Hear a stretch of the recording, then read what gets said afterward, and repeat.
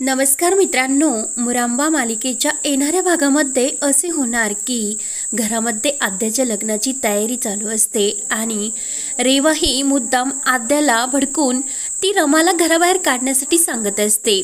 तेव्हा मात्र रमाने हे सर्व ऐकलेले असते, पण जेव्हा आद्या ही अक्षयला सांगणार असते तर रमाला वाटत असते की आद्याने अक्षयला नक्की हे सांगितलेले असेल, मग अक्षय मला त्या विषयावर का बोलत नाही याचा ती विचार करत असते। आणि रेवा ही रमाला घराबाहेर काढून प्रत्येकाला एक एक माणसाला ती आपल्या ताब्यात घेण्याचा प्रयत्न करत असते, म्हणजे तिला अक्षयचे प्रेम जिंकायचे असते आणि हे सर्व माणसांना एकत्र करून तिला मुकादमांच्या घरी ताबा घ्यायचा असतो।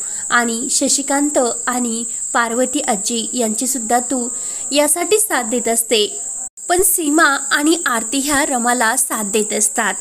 त्या वेळोवेळी रमाला कानमंत्र देऊन त्या रेवाची चांगलीच जिरवत असतात आणि अक्षय सुद्धा हे सर्व सत्य समजल्यानंतर रेवाची जिरवण्यासाठी रमाची चांगलीच साथ देत असतो। तेव्हा रेवाने मात्र आद्याच्या लग्नात एक डाव खेळलेला असतो आणि तिने आद्याला आपलेसे करून रमाला या लग्नातून हाकलून कसे द्यायचे आणि अक्षयला ते कसे सांगायचे असं सर्व रेवाने आद्याला सांगितलेले असते। तेव्हा मात्र जेव्हा अनय हा मुकादमांच्या घरी आलेला असतो, म्हणजे आषाढी एकादशीला, तेव्हा अनयला आणि आद्याला सर्वजण गिफ्ट देत असतात। तर रेवा सुद्धा म्हणते की मी तुम्हाला असे काहीतरी गिफ्ट देईन की ते गिफ्ट हे रमापेक्षा चांगलेच असेल आणि ते तुमच्या कायम आठवणीत राहील। तर सीमा आणि आरती विचार करतात की ही रेवा नक्की काय गिफ्ट देणार। तेव्हा सीमा आणि आरती ह्या रेवाचा प्लॅन असा उद्ध्वस्त करणार असतात।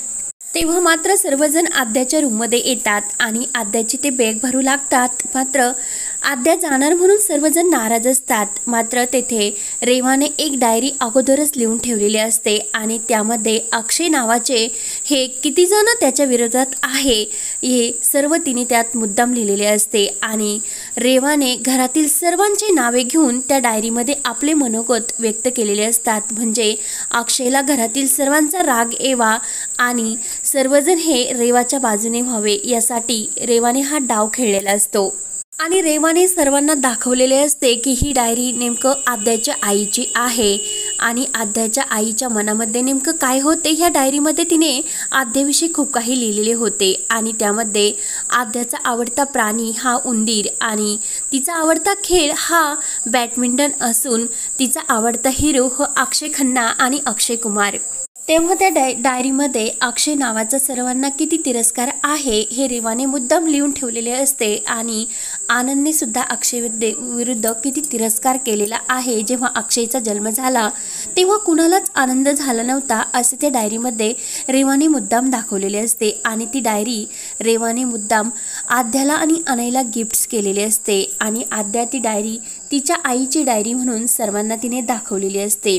तर ते सत्य ऐकल्यानंतर अक्षयला मात्र खूप मोठा धक्का बसतो आणि सीमा आणि आरती यांना तर त्यांच्या पायाखालची जमीन हादरते।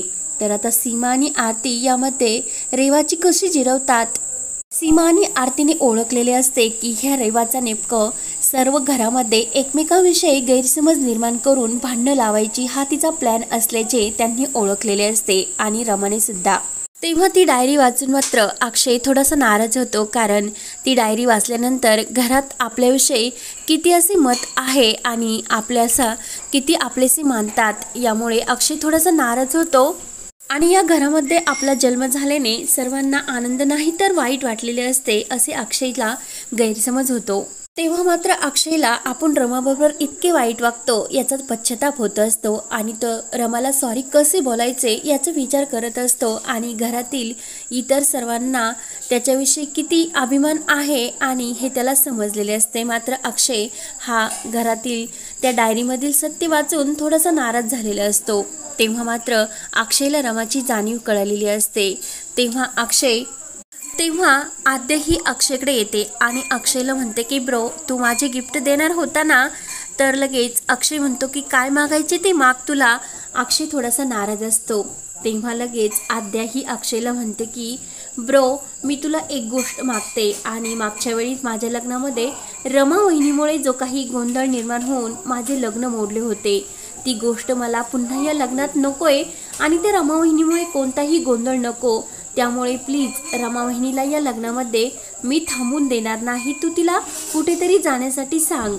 तर लगेच अक्षयला मोठा धक्का बसतो आणि अक्षय आद्याला वचन देतो की मी तुला तू जे काही मला गिफ्ट्स मागितले ते नक्की देईन आणि मी रमाला या घरामध्ये नाही थांबून देणार तुझ्या लग्नाला. तेव्हा घरामध्ये सर्व तयारी चालू असते, हळदीचा कार्यक्रम असतो.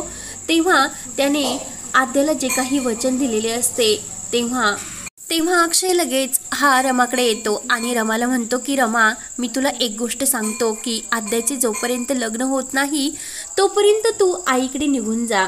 तर रमाला हे समजलेले असते, कारण आद्याचे तिने बोलणे ऐकलेले असते. तेव्हा मात्र जेव्हा रमा ही अक्षयला म्हणते की तुम्ही जे सांगाल ते मी ऐकायला तयार आहे, मी तुमच्या शब्दाच्या बाहेर नाही, म्हणून रमा आपली बॅग भरते आणि ती लग्नाच्या दिवशी जायला निघते. तेव्हा अक्षयने रमाला सुद्धा वचन दिलेले असते की एक बायको म्हणून मी कायम रमाच्या पाठीशी राहीन आणि एक कर्तव्य म्हणून मी बायकोचे सर्व वचन पूर्ण करीन. त्यामुळे अक्षय सुद्धा आपली बॅग भरतो आणि रमाबरोबर तो या लग्नातून रमाबरोबर जायला निघतो. तेव्हा मात्र सर्वांना मोठा धक्का बसलेला असतो आणि आद्या लगेच ही अक्षयचा हात धरते आणि अक्षयला विचारते की ब्रो, तू कुठे चालला? घरामध्ये इतकं छान वातावरण, आनंदाचं सेलिब्रेशन, माझं लग्न आहे, तू काच कुठे चालला? तर लगेच अक्षय आद्याला छान उत्तर देतो. तेव्हा मात्र आद्या ही नाराज झालेली असते, कारण अक्षय हा आद्याच्या लग्नामध्ये थांबणार नसतो आणि मी माझ्या बायकोला दिलेले वचन म्हणजे माझ्या नवऱ्याचे जे काही कर्तव्य आहे ते मी पूर्ण करणार, जिथे रमा असणार तिथे मी अक्षय असणार, असे बोलून तो सुद्धा रमाबरोबर जायला निघतो. तर घरातील सर्वांना मोठा धक्का बसतो. तर लगेच आता आरती, सीमा आणि अभि, आनंद हे पार्वती आजीला सांगणार असतात की रेवाने मुद्दाम त्या डायरीमध्ये असे लिहिलेले आहे आणि अक्षयला घरातील सर्वाविरोधी गैरसमज निर्माण करण्याचा प्रयत्न ह्या रेवाने केला असणार. जान्हवी ही आनंदला सर्व सांगणार असते. तेव्हा अनय आणि अनयची आईसुद्धा पार्वती आजीसमोर रमाने काय असे कृत्य करून हे लग्न कसे वाचवले आणि अनय आद्याला एकत्र कसे आणले ते सर्व सत्य आता सर्वांसमोर येणार असते. तेव्हा आता मुरंबा या मालिकेचे अपडेट्स पाहण्यासाठी आपल्या चॅनलला नक्की सबस्क्राईब करा. धन्यवाद.